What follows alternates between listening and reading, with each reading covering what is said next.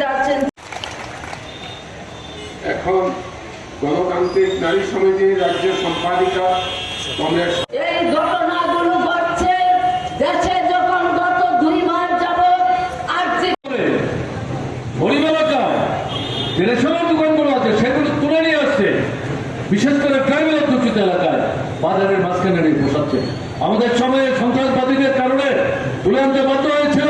পরবর্তী সময়ে এই সরকার থাকতেই বামফ্রন্ট সরকার নিরাপত্তার ব্যবস্থা করে যেখানকার রেশনের দোকান সেখানে সেই রেশনের দোকান ফিরিয়ে দিয়ে সেখানে উল্টো ঘটনা ঘটছে।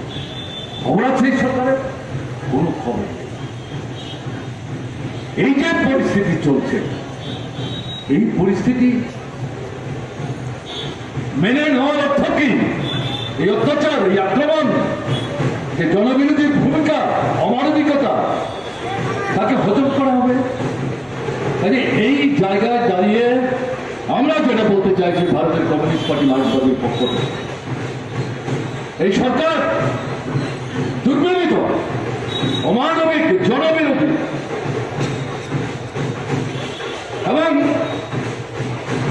সরকারটা কোথায়? এই জায়গায় দাঁড়িয়ে এই সরকারের বিরুদ্ধে জনজীবনের এই জ্বলন্ত যে সমস্যাগুলো, এগুলো সমাধান সবার জন্য যদি আমরা ভূমিকা নিতে না পারি, তাহলে তারা মনে করবেন আমরা যা করছি তাই এটা ঠিক না। এরা মনে করছে এরা রিগিং করে দিচ্ছেন, এভাবেই তারা কাটিয়ে দেবেন। বেশি দিন চলে না। একবার বিরোধীদের হাসি ঠাট্টার পাত্র করবার জন্য বলছেন, এরা কথায় কথায় রাস্তায় 10 জন 12 জন 20 জন 25 জন নিয়ে একটা মিছিল করতে বের হয়। এদের নেতারা গলা ফাটিয়ে রক ফুরিয়ে চিৎকার চেঁচামেচি করে সরকারের মুন্ডুপাত করার চেষ্টা করে, লোক জমায়েত করতে পারে না। অহংকারী বক্তব্য, আত্মম্ভরী বক্তব্য। অন্যের কথা বলছি না, আমি মুখ্যমন্ত্রীর কথা বলছি। একই দিনে রামনগরে বক্তৃতা করেছেন, এই গান্ধীঘাটের কাছে বক্তৃতা করেছেন। আমি পত্রিকা পড়ছিলাম দিল্লিতে বসে, ত্রিপুরার পত্রিকা, সোশ্যাল মিডিয়ার মাধ্যমে। আমি তো মুখ্যমন্ত্রীর বক্তব্য পড়ে অবাক হয়ে গেছি। এতই যদি শক্তির বাহাদুরি, তাহলে 28-এর বিধানসভা নির্বাচনের পর সরকার দখল করার পর থেকে পঞ্চায়েত থেকে আরম্ভ করে নগর, এডিসি, লোকসভা, বিধানসভা, উপনির্বাচন, আবার লোকসভা, সেই লোকসভার পর আবার উপনির্বাচন, তারপরের পঞ্চায়েত, মানুষকে ভোট দিতে দিচ্ছেন না কেন? রিগিংয়ের আস্থা নিচ্ছেন কেন? এতই যদি মানুষের আপনাদের উপর আস্থা থাকে, তাহলে সেই মানুষকে স্বাধীনভাবে ভোটের বাক্সে যেতে বাধা দিচ্ছেন কেন? কাকে বোঝাবার চেষ্টা করছেন? কাকে বিভ্রান্ত করার চেষ্টা করছেন? এই একটা জায়গায় দাঁড়িয়ে প্রতিবাদ, প্রতিরোধ করে দেবার সময় এসছে। সময় তো কথা বলতে শুরু করেছে। মহিলাদের নির্যাতনের কথা শুনেছেন। আমি তথ্যের হিসাব উপস্থিত করে ভারপ্রান্ত করতে চাইছি না। একটা ধারণা সাধারণভাবে আমাদের সমাজের মধ্যে চলে আসছে, মেয়েদের উপর আক্রমণ, এর প্রতিবাদ মেয়েরাই শুরু করবে। এটা ভুল, এটা ঠিক না। আমরা যারা গণতান্ত্রিক আন্দোলনের অংশীদার, আমাদের এটা বুঝতে হবে, মেয়েদের উপর আক্রমণ, মেয়ে পুরুষ নির্বিশেষে সম্মিলিতভাবে প্রতিবাদের সোচ্চার হতে হবে। এটা ঠিক। সময় সময় মহিলারা একটা দুটো ঘটনার পরিপ্রেক্ষিতে প্রাথমিকভাবে তাদের প্রতিক্রিয়া তারা ব্যক্ত করবেন, কিন্তু এটা শুধু তাদের দায়িত্ব না। মেয়েদের উপর বর্বরচিত বিভৎস আক্রমণ এই ত্রিপুরায় একের পর এক ঘটে চলেছে। এটা তো গণতন্ত্রের বেদমূল আক্রমণ। 42 বছরের মধ্যে এত বড় বন্যা ত্রিপুরায় হয়নি। সরকার বলছে, বিধানসভায় দাঁড়িয়ে মুখ্যমন্ত্রী বলছেন 17 লক্ষের বেশি মানুষ এই বন্যায় বিধ্বস্ত হয়েছে। ত্রিপুরায় 23টা মহকুমা,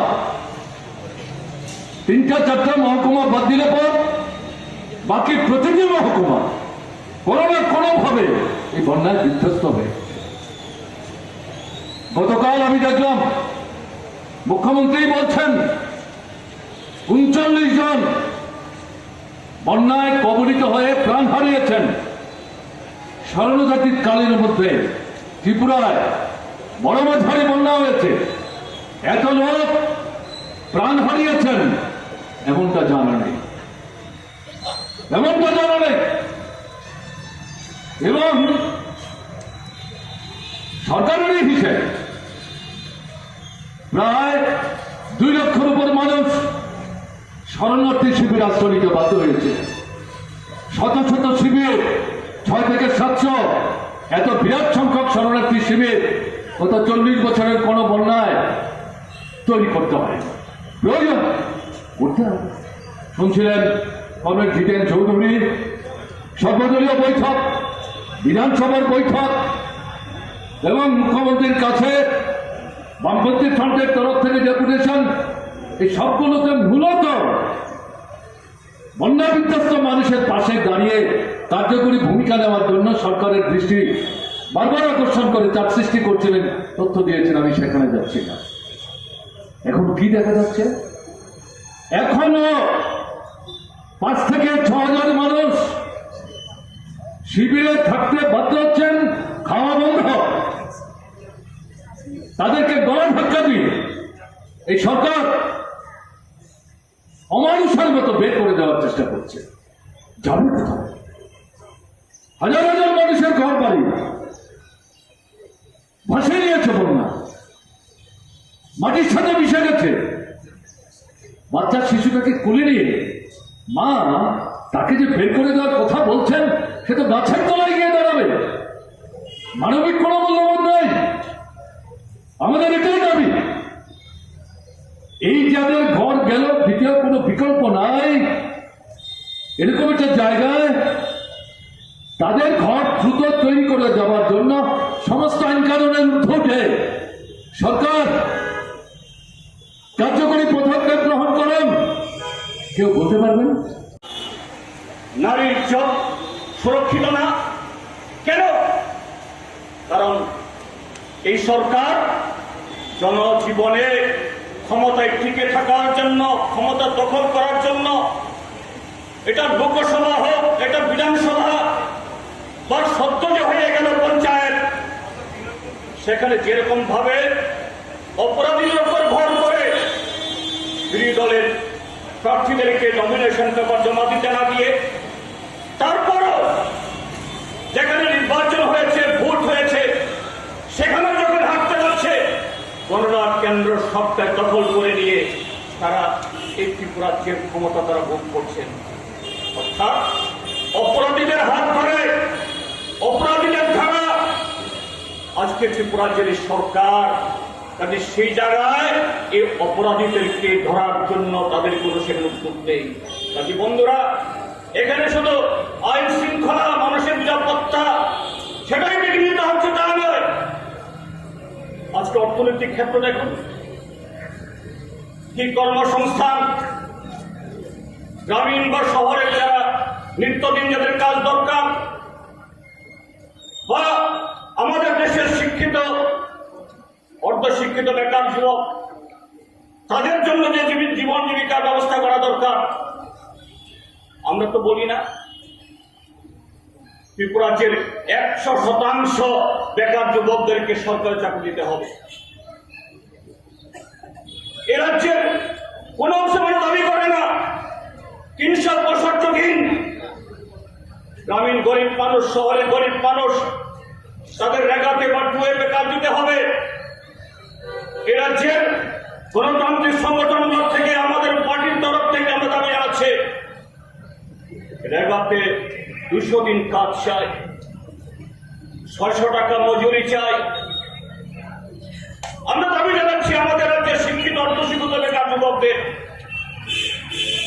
এ রাজ্যের বিভিন্ন দপ্তরগুলোতে এবং রাজ্যের অধীনে বিভিন্ন সংস্থাগুলোতে যে শূন্য পদ পড়ে আছে গত 6 বছর ধরে, যে শূন্য পদে বলিপদ দেখিয়ে 2018 ইংরেজিতে বিজেপি সরকার এখানে এসছে, মিস কলে চাকরি দামের নাম করে